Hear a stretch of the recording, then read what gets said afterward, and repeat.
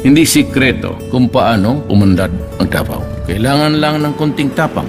Tapang para ituwid ang mapagsamantala, mga lumalabag sa batas at nangapi sa walang laban.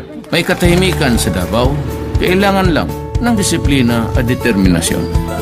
Dumami ang trabaho, nagpag-aral ang mga bata, sumaya ang bawat pamilya. Pwedeng magkaganito ang buong Pilipinas. Kailangan lang ng tapang at malasakit.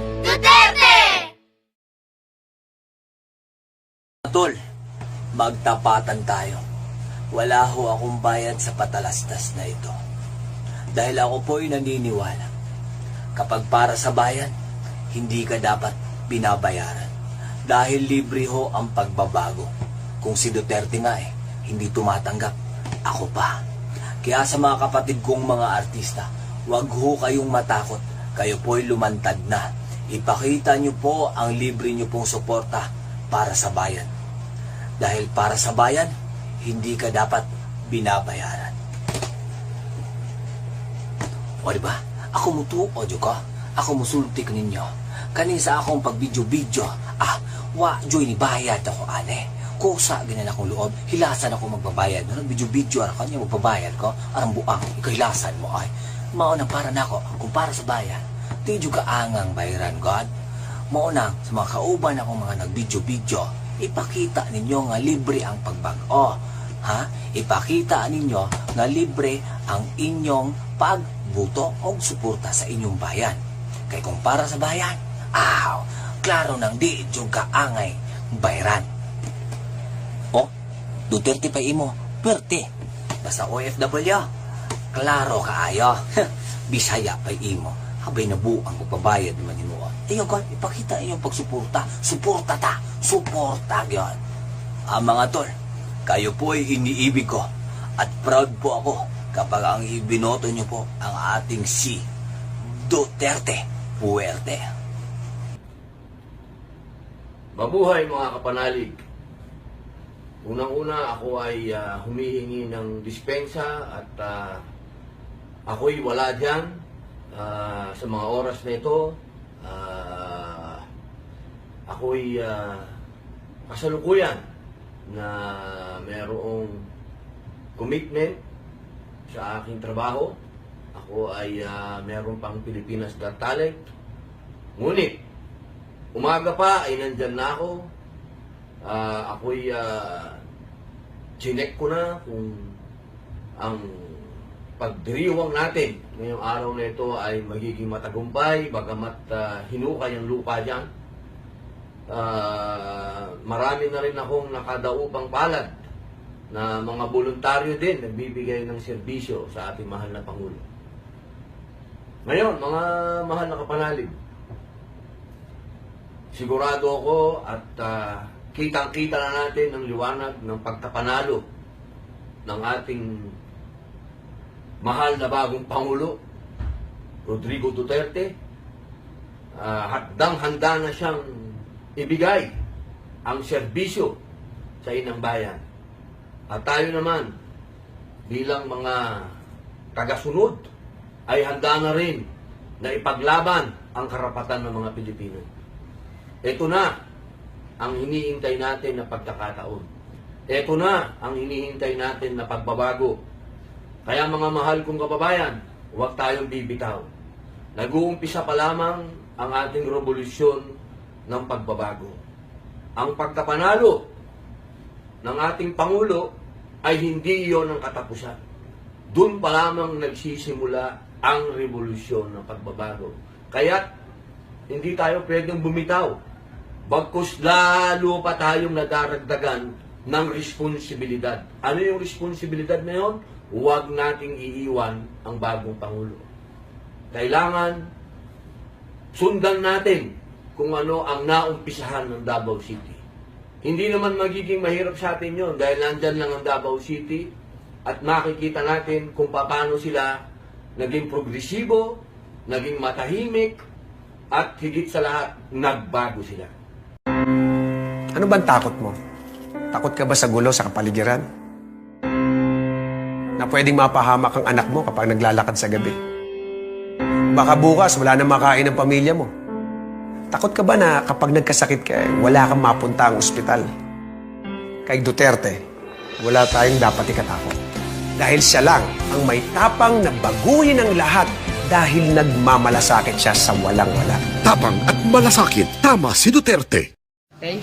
Bilang kaibigan po ni Edu Manzano o Dudes para sa aming mga nagmamahal at naniniwala sa kanyang kakayahang maglingkod sa Senado, ako po, si Bayani at Bayani ay naniniwala na dapat natin siyang iboto bilang senador dahil po siya ay masipag magtrabaho, matalino at handang tumulong sa lahat ng mga nangangailangan at may puso para sa mahihirap na Pilipino. Bilang senador, Edu Manzano, Nike, Just Dudes It. Senadudes Manzano. Edu Terte. Ay.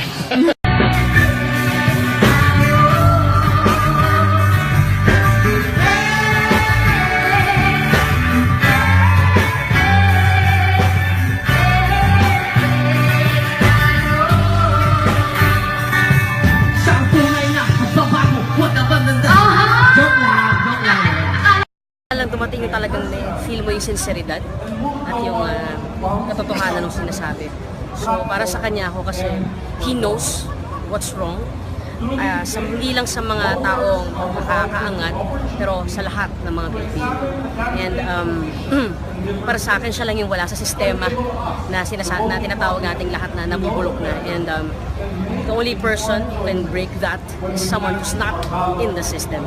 So I think he's the only. Hello sa mga kababayan ko dyan sa Australia, kamusta po kayo? Diretsuhin ko na po kayo. Hindi po natin problema ang bibig ni Mayor Digo Duterte. Opo, maaaring hindi po siya perpekto, pero hindi po yung bibig niya ang problema natin. Ang problema po natin is yung bulok na sistema po dito sa Pilipinas, kung paano po siya patakbuhin. Ang problema po natin dito ngayon ay corruption, ang poverty, ang drugs at ang crime. Sa platform po ni Mayor Digong Duterte, siya lang po ang willing baguhin po ang sistema kung paano siya patakbuhin. Marami po kasing naninira ngayon sa kanila dahil alam nila naging masyado na silang desperado. Kumakalat po video online yung mga paninira tungkol kay Mayor Digong. Given naman po yun kasi we only have 14 days at election na po. Ang masasabi ko lang po, yung issue po na binabato nila tungkol sa kanya regarding Mayor Digong about he's willing to cut ties with US and Australia. Nasabi lang po niya to dahil binabato sa kanya ngayon yun. Dahil election po natin ngayon. At kung talaga makikialam sila, he's really capable on cutting ties kung makikialam po sila eleksyon natin. Mga kababayan, ito na po ang panahon para wag magpaloko. Wag na po tayo magpamanipula. Maraming salamat at buti na lang nagkaroon po ng social media. At nakikita po natin talaga na marami po tayo na gusto na talaga ng pagbabago.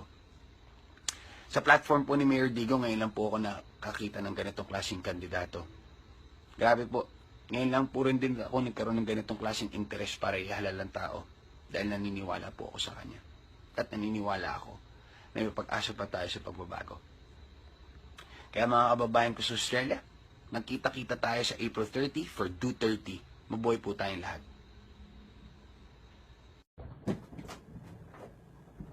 Oy!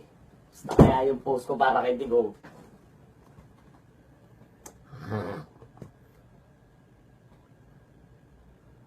Dali. Ano tong comment na to? Real change begins with ourselves. Okay, tama nga naman. So, ang iboboto ko na lang pala, yung kandidatong ayaw sa pagbabago. Yung namimili na lang ng boto. So, wala pala sa presidente yung pagbabago. Oo nga, tama. Sige, sila na lang uli iboboto ko kasi pag binago ko yung sarili ko, makakakain na yung mga farmers na gutom. Tama, di ba? Tapos tatahimik na sa Mindanao at luluwag na rin ang MRT. So, nasa akin ang pagbabago. Galing! Duterte, kahit ano mangyari! Mga Dre, alam nyo, dati akong gumagamit, pero nagbago na ako.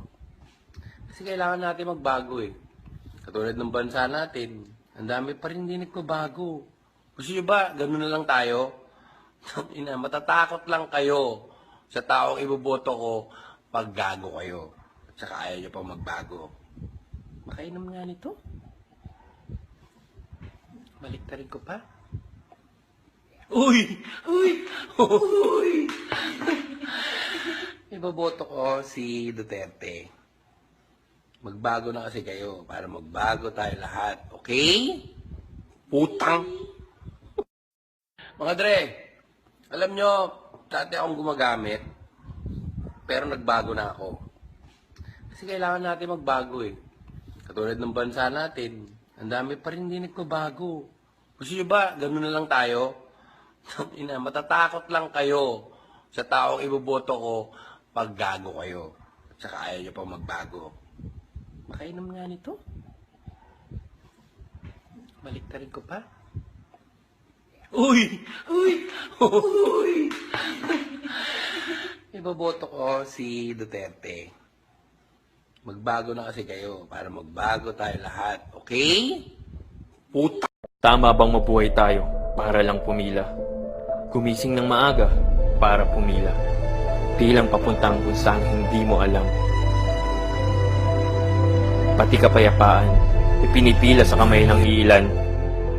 Pila, hindi bilang kaayusan, kung hindi pila dahil sa kapabayaan. Pilipino, huwag kang maghintay sa pangako ng pare-parehong mga tao. Huwag kang umasa sa laway ng pare-parehong politiko. Ang iboto mo, yung may tapang para sa pagbabago. Go, Digo! Go, Digo! Go, Digo! Go, Digo!